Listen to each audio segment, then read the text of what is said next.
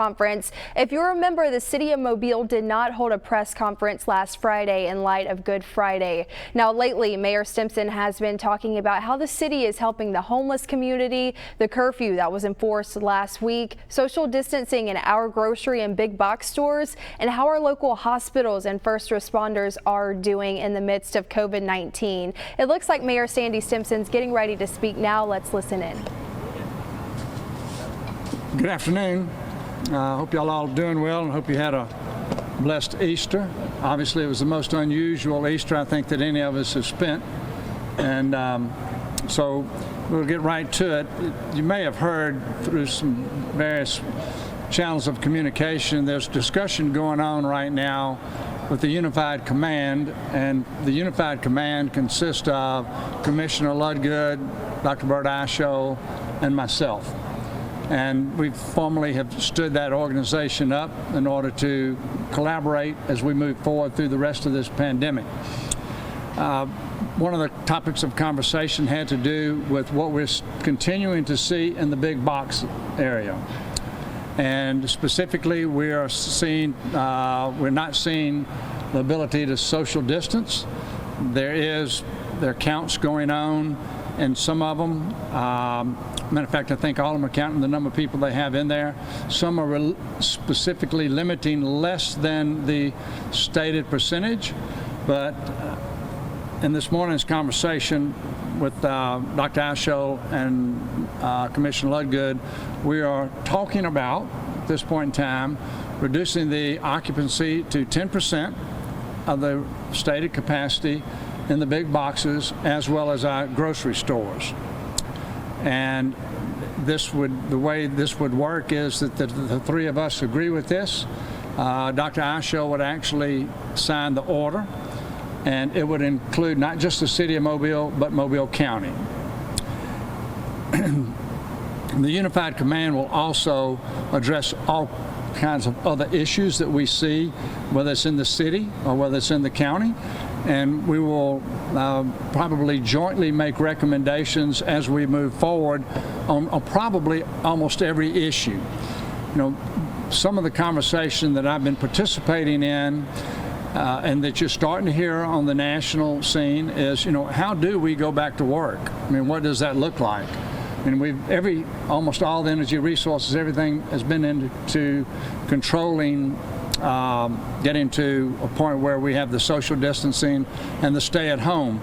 But there's starting to be more thought about what does it look like going back to work. So earlier today, in a conversation with the Chamber of Commerce, trying to give them just a specific thought is that each individual business needs to start thinking about what would they do to start back up, knowing what they know about the social pressures to maintain social distancing and the stay-at-home order. Now, they're not going to determine when they open back up, but every one of them needs to have a plan, and as they share those plans, that information will end up with City Hall, it'll end up with the County Commission, Dr. Asho's office, and ultimately the Governor's office, so that you will see a grassroots effort on trying to determine, you know, what does it look like going back to work. And I don't have any idea when that will be. I just know that the conversation has started. We continue to be grateful to the Salvation Army for what they're doing with the homeless. I think we have fulfilled our part of the obligation of getting the sanitary items to the 3 locations so that that population can at least have sanitary conditions to live by. Great news that you saw that Frontier made an announcement. They will be coming back to Mobile, flying out of Brooklyn, and we'll have a flight every week to Orlando, which is something that we wanted when they were flying to Chicago, Denver, and we wanted Orlando also. I wish they'd come back and said they were going to fly to all 3, but obviously with the airline industry being what it is, that's what they could do, you know, in order to give us something to get back in business at Brooklyn. Tremendously grateful to Frontier for doing that. Also, we have been able to procure additional testing kits through Synergy Labs, who actually I got them from McKesson, and these are the rapid serum test, or the antibody test.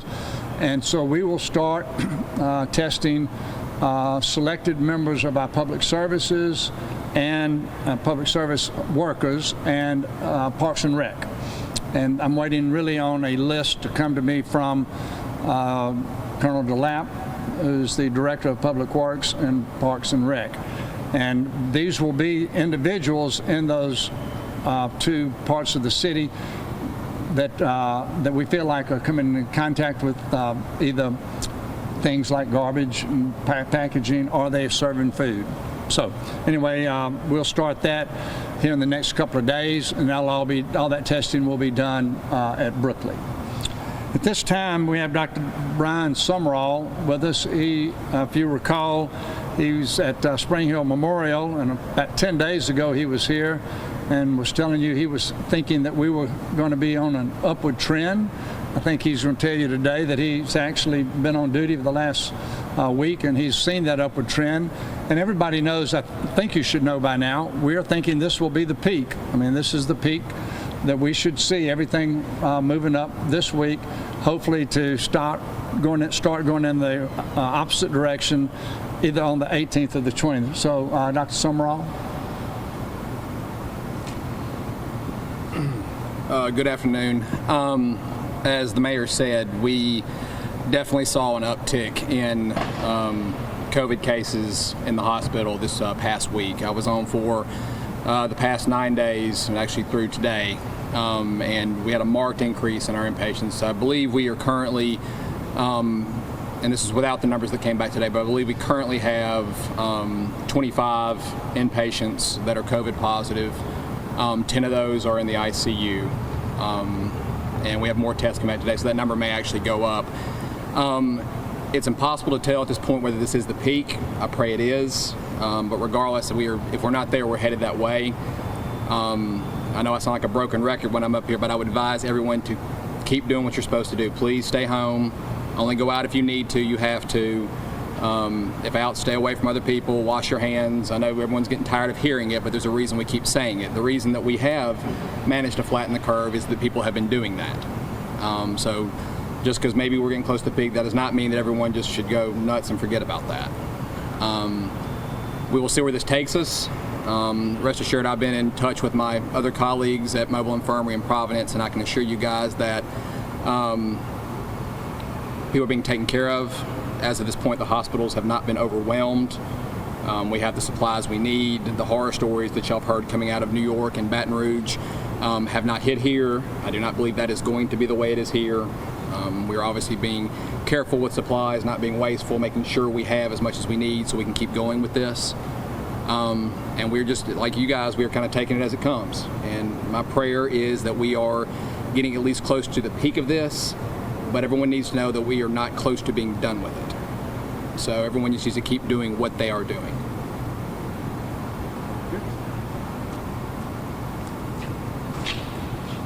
Any questions of myself or Dr. Summerall? Yes. Got a few for you. Oh, come on. I'll start here. We're hearing, and I think maybe this is for Dr. Summerall or Mayor, you both. We're hearing about lots of furloughs happening at some local hospitals, but we've gotten no response every time we've reached out. Have you heard of this? Has anyone heard of this happening? I've not had that conversation with any of the CEOs of the hospitals regarding furloughs. No. Are you familiar? I've had no direct conversation, obviously, with the administration about any kind of furloughs, but I've also heard no one complaining about being furloughed, and that usually is something that would be at least in my hospital, that's usually something I would have heard about if nurses were being furloughed or stuff like that. As far as going down the line of different parts of the hospital, I couldn't speak to that. So. There are 18 reported deaths here. We're leading in Mobile County, and we're leading the state in the number of deaths. Should that be a cause for concern for people here, or is it maybe because we have people with more pre-existing conditions down here? What do you think as a doctor? Obviously, I don't like to hear that we're leading in death. It's not something that I'm excited to hear by any stretch of the imagination. I would say it's impossible to predict out without having the data laid in front of us, exactly, comparing the patients they've had at different places compared to the patients we have had here, ages, comorbidities, so on and so forth. It's almost impossible to really tell where that's at. And this is, I can speak for the care we're giving. We're pretty much following the standard of care that's being done around the country in care of these patients. We actually had the advantage of being a few weeks behind these other places that were really having to figure it out on the front line. So we were taking advice from other critical care physicians about what they were doing and what they were seeing that works. The most frustrating thing about this disease is the fact that you can cross every T, dot every I, do everything you're supposed to the nth degree, and the patient just gets sicker and sicker and sicker in front of you no matter what you do. And that's what is so scary about this disease in general. Now, this, once again, that is not every patient. Everyone needs to be clear about that. The vast majority of people who do contract this will be okay. But for those people who get very, very sick, they get very, very, very sick. But as far as taking it somehow trying to say, why is it down here? I don't know. I don't like it, obviously. And we'll have to kind of wait and see as the trend goes on whether that balances out. But as far as giving a reason, I don't believe there's any way to do that. You mentioned that there were 25 patients who were hospitalized. Is that countywide or just? That's just Spring Hill Hospital. Just Spring Hill. That's just Spring Hill, yes. Well, can you talk to, I guess, the way they classify it, some people are hospitalized, but they haven't been tested. Are you guys seeing that where you're waiting on a confirmation? So basically, whenever anyone comes in, and I'm speaking just for Spring Hill here, they have I'm sure I've seen the tent outside the emergency room. They get triage in the tent, okay, and they determine whether they likely have COVID or don't. And then they look at them and say, do they need to be admitted to the hospital or not? If they think they likely have COVID, they tell them, you probably have it, go home, isolate, stay away from everybody if they're healthy and they feel like it's safe to go home. If they feel like they need to be admitted, they COVID test them at that moment, and they get admitted with kind of a pending COVID test. And we've had a better turnaround. Our turnaround's gotten closer to 24 hours now with getting our test back. So we're able to kind of turn around pretty quickly and say whether they're COVID positive or not. And then hopefully, and we've also, talking about the people who have come in and done poorly, it's important to know that we've had lots of people who've come in, COVID positive, gotten better and gone home. Okay, that's also something important to remember in this. This disease is not a death sentence. I mean, it's something you obviously don't want to have, and it's dangerous. But we've had lots of people come in and go home. But as of this point, we have 25 positive. 15 of those would be sitting not in the ICU, but on the normal hospital floor. But we have multiple ones that are pending, and unfortunately those results are going to come back this afternoon, so we probably have more than that at this point, but that's the number I have as of this morning. Does that number, how is that making your hospital beds look? We heard last week that there were lots of open beds still. Is that still the case? Yes, it is. We've, and this goes across the country, there's no elective surgeries being done. Okay, so that empties those beds out. For whatever reason, our census has just been low regardless. I don't know if that's because of self-isolation, people aren't getting as sick, aren't having other problems, but we've had lots of empty beds. We've had plenty of beds to open up to keep the COVID patients in, basically, and obviously we're keeping them in completely separate units away from the rest of the hospital. I'm not sure your exact position at Spring Hill, but I've asked other hospitals this. There's pretty much a blanket policy for no visitors during all this. Yes. What if a child contracts this, a teenager, would their parent be able to come see them? So we don't do, well, we don't admit pediatrics at Spring Hill. That'd be a question you'd have, I think children's and women's would be the only place you could really ask that to. I mean, I don't know. No, excuse me, I do know that if they have COVID, no one's gonna be allowed. Because even there's reports, I believe we had one here at I may be wrong on this, but there was a newborn who they were concerned had it, and they had to isolate the newborn from the parents, which is awful, but it's necessary because you don't want the parents then getting it and then getting bad sick or something happening. So it's horrible. You guys would not accept a patient like that? No, we don't admit pediatrics. No.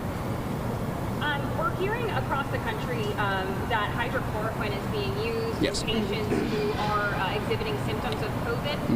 So this is kind of a two-part question Yes. for you. Is that being used here for patients?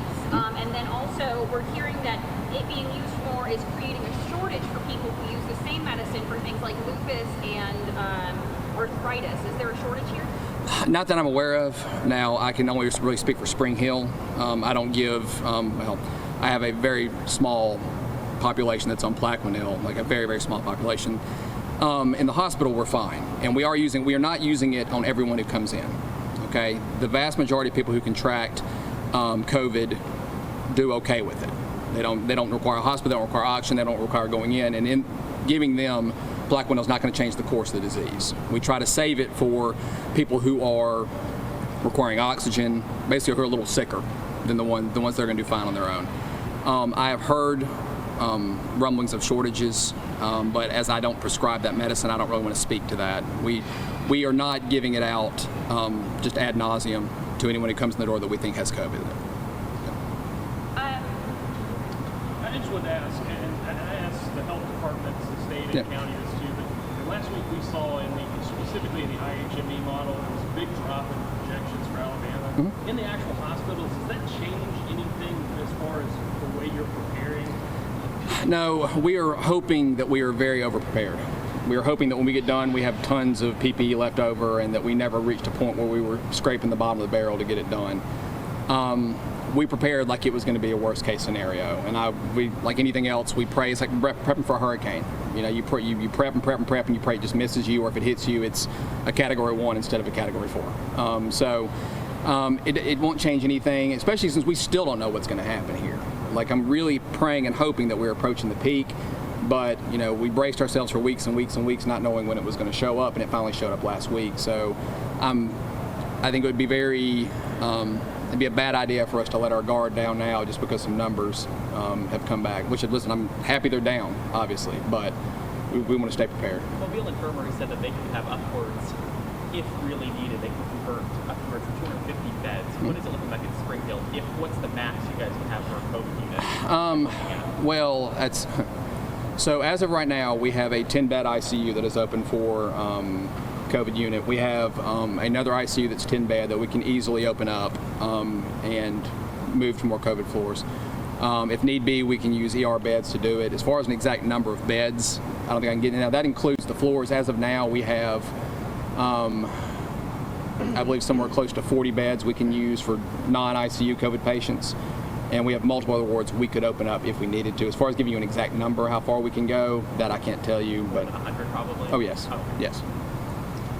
We've heard reports, not at Spring Hill, but at other hospitals, of PPE shortages directly from people who work there, making healthcare workers have to reuse their masks. Are y'all providing fresh N95 masks to healthcare workers daily? Yes. And how are you guys kind of working to prevent that shortage? Is any of this happening that you know of? Not yet. Definitely, as of now, from the reports I've received from administration, we are not in any danger of running out of N95s. They've been stocking up for quite some time, getting ready for this. Once again, like I said, we had a big advantage having this several-week period to kind of get ready for it. We have one distribution center where employees come and get their N95 mask every day. It is a fresh N95. No one's having to reuse masks. And no one's having to reuse gowns or gloves or anything like that. So as of right now, there has been no issue with that. And is that just for Spring Hill, or are you speaking to? I'm speaking. I do not know about the other hospitals. I'm speaking just for Spring Hill at this point. So. Question for the mayor. Any more doctors or nurses sick at Spring Hill besides the 12 that you had CEO? Not that I'm aware of. No. Mayor, I was wondering if you'd like to know more details about where cases are. Mobile County, who account for 1/3 of cases are here in Mobile County. I'm wondering if it breaks it down to the zip code, but would it help you at all to have just some more information where you could deploy resources, make it a little easier for you guys? The question is, would it be helpful if I had more resources, more data? I'd like to know if there are hot spots for locations of the virus. And the answer to more data is it's always helpful to make better informed decisions. And the Mobile Health Department actually does give it out by zip code, but they have to reach a certain number of cases before they will divulge that. And I think they're getting close to the point now where there are enough cases spread around so that it will not allow someone who's looking at the data to specifically say, it's right here at this house. This has been explained to me. But we're hoping that we always have more data to make the decisions with. Do you know how much the testing kits are? Do they have any cost to the public? And then also, how much do testing kits cost to the city? So that's a varied, there's two kind of testing kits. There's the rapid serum kit that's about, let's say, $15, in the neighborhood of $15. Then there's the PCR kit, which is the nasal swab. I think that's about $75. Blue Cross reimburses maybe in the neighborhood of $50 for that. So what is the cost to the city? Right now, my understanding is that we're paying for the rapid serum test or the antibody test. I don't know if we've incurred any cost having to do with the PCR. I don't think we have. And we have a standing order for the next few days to Synergy Labs that we will take upwards of 600 kits a day until we feel like that we have enough test kits of the rapid serum, either to divert them to somebody else, but the primary thought process was, let's get enough for our first responders, and really first responders, and that may include the county also, and then then it would be the healthcare providers, the nursing homes, and so kind of on a betting on the what was coming down the road as we didn't want to miss the opportunity to put an order in for those kits. So probably later part of this week when we feel like we have sufficient kits, we'll tell Synergy that let's stop right there and let them sell them to somebody else. But we will be flush with kits by the end of this week. For patients, though, is there a cost for them to get this test done? There's not a cost if you don't have insurance. It is not going to cost you anything. I mean, you can drive into Ladd Stadium, and if you have an appointment, and if you pass the questions, through the question sieve there, then you will be able to be tested, and it won't cost you anything. If you have insurance, that'll apply against your insurance. Did I answer your question? Yes. Okay. Do you know how many of those tests the city has performed at those locations with USA Health? I don't know. Director Barber would know that. I do know that we've done the 900 having to do with our first responders that he's talked about several times last week. And when it comes to the public service workers and the Parks and Rec, you may be talking about a couple of hundred, another 250. A little bit of a guess there, but that's about how many more you would be looking at. Yeah, I was going to ask, and I know you talked about this a couple times last week, dealing with hazard pay. We saw the county rolled back their pay because they started looking at some of the long-term costs. Yeah. Where is the city at on that discussion? Has anything changed? There's not any more discussion really going on at this point in time, and that has to do with the two letters that I received from the fire chief and the police chief. And they both said that at this point in time that their men understand the nature of this situation, that there's not an end in sight, and that they are not looking for the mayor or the administration to stand up and give them hazardous duty pay. As you saying, no end in sight, has the city come up with a decision about maybe furloughs or layoffs of city employees? Is that still? That's still just a conversation. Yeah, still being researched. Somebody made a comment, I think, Dana, you did, about the mask. You get a lot of unusual calls during times like this. Well, I got one from Chief Seeley, or actually it was in a meeting when we had all the city leadership, the department head speaking today, and he said he had found I think he described it almost as a trailer load of masks, but they were old, and the elastic on them had dry rotted. The mask was still good, but his wife and daughter had spent the weekend taking rubber bands, and they rescued 500 of those masks to be used. It's probably not something that you want to use in a hospital, but he is getting an inventory right now to determine how many we have, because there's a way to maybe take an elastic strap with a little alligator clip on either side of it to use that mask in most any situation. So I'll be real interested in seeing what that inventory is, and we're grateful to his wife and daughter for being ingenious enough to figure out how to do that. I actually saw over the weekend on social media there was a woman who brought her child into the pediatrician for one of the antibody tests just to see if maybe they had already had it and it built up the immunity. Any speculation on how far out we are from something like that? Well, that's what we have now, but before everybody can be tested, you're a long ways from that. You have to have, like in the county of Mobile, you have to have 414,000 kits, if you're going to test everybody. And then to think at the end of the, not at the end of the day, but a week or 10 days from now, when there's been a lot more tests done than have been done today, if some of the national numbers are right, less than 0.3% of people are going to be COVID positive, and 98% of those that are going to recover. And so as we get further along, people will, in my opinion, this is something I've read, people will get desensitized to the fear of the COVID virus. We're not there yet. I mean, people are still, frightened about it, but there'll come a point in time when they realize, I need to get on with my life. And it's just like in Mobile, we don't live in fear of hurricanes. We prepare for them, but we don't let it control our life. In Kansas, they don't let tornadoes control their life.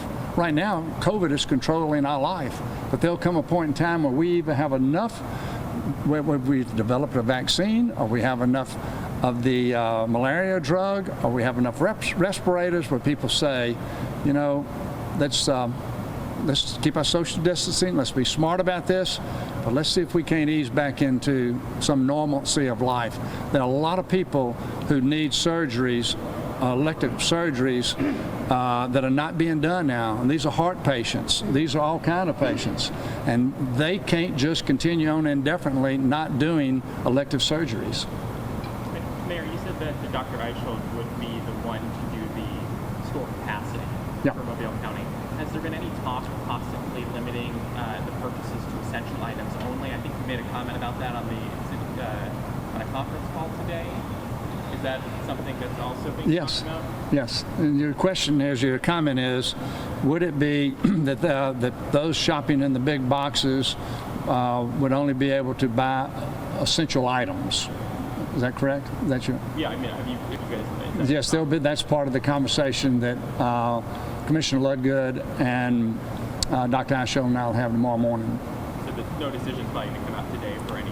I don't think he may sign something, but I think it'll be tomorrow before he would do that. You mentioned trying to get back to normal. I know nationally some of the discussion has been about, having testing after our peak goes down so that we can know where we are. Is the city talking about continuing to get these antibody tests so that they can do that after we kind of come over the hump? So the comment is the city thinking about having additional antibody tests so that once we pass the peak and when it looks like we're going down, can we do more testing to make sure that we're safe? And I'll use an example. I mean, would you want to let a restaurant have them so that the people going to that restaurant know all their servers, are not infected? That's an example I would use. Again, it's going to depend on the number of tests we have, but as I made a comment earlier, is that we have told Synergy Labs we'll take 600 tests every day that they can buy them until we say stop. And the idea is so that we have a stockpile and make an informed decision on how to distribute those tests so that we can, when the time is right, and it's not today, when the time is right for us to start easing back into normalcy. Yep. Everybody good? Hey, thank you for your time. Appreciate it. Thanks for joining us here on Fox 10 News. I'm Chelsea Sayasan. Now, we just heard from Mayor Sandy Stimpson. He says that the Unified Command, which is made up of Dr. Eichel, Commissioner Ludgood, and Mayor Stimpson, they've been talking about reducing that capacity limit in big box stores to 10%. Now, it would be in effect for all of Mobile County. This is not official yet. We should learn more tomorrow. And Mayor Stimpson encourages business owners to start forming a plan for when those non-essential businesses do open up. He spoke on sanitizing and social distancing in order to keep those employees and customers healthy and safe. There's no date yet for when those businesses will open up. Also, new test kits are coming in. These antibody test kits will be for public services and Parks and Recs employees who deal with garbage, serving food, and packaging, jobs like that. Thanks for joining us today. I'm Chelsea Sayasan. Now, you'll want to stay close to Fox 10 News at 4 p.m. because it starts really soon. We'll see you in a bit.